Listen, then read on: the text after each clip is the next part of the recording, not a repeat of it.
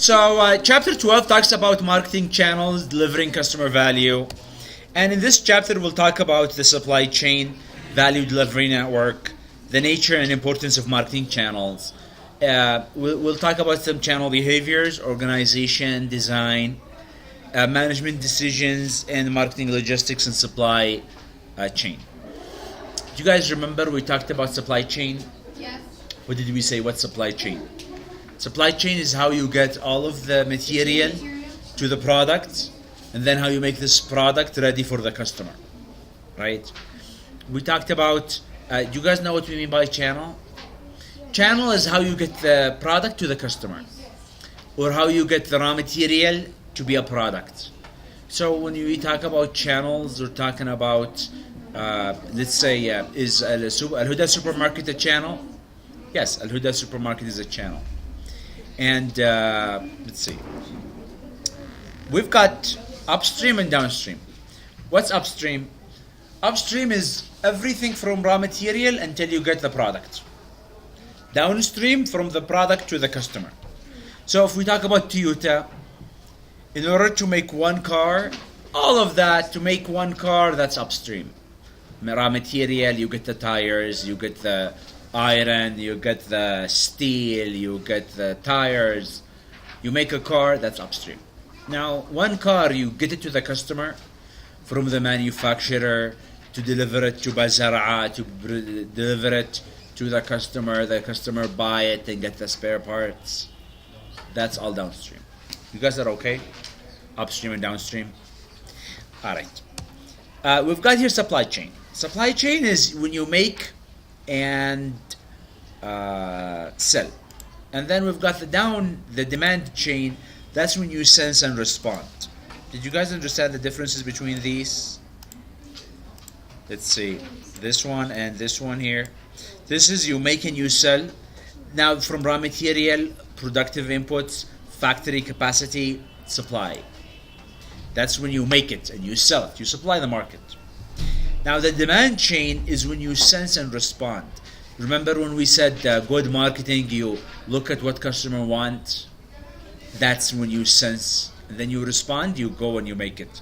Your view suggests that planning starts with the need of the target customer. The firm will respond to these needs by organizing a chain of resources, activities within the goal of creating customer value. Guys, okay? Now, what's a value delivery network? It's the firm, supplier, distributor, ultimate customers. They will partner with each other to improve performance of the entire system. So, value delivery network is everyone in the chain that's going to add value. And that's what we call a value delivery network. Are you guys okay? Let's see. There is a company that do mobile applications for Toyota. So Toyota customers can look up spare parts. Is that part of the value delivery network? Yes. There is a bank that will help customers to purchase Toyota cars financed. Is that part of the value delivery network? Yes. Everyone is part of, will help the customer. Now intermediaries. Do you guys remember intermediaries? So the intermediaries, these offer producers greater efficiency in making the good available to target markets. How do they do that? Through their contacts, experience, specialization, scale of operation. Intermediaries usually offer the firm more than it can achieve on its own. For example, if you're Toyota, can you do everything from the banking to the mobile application? No. So you need to get these people to help you in order to be able to service your customers.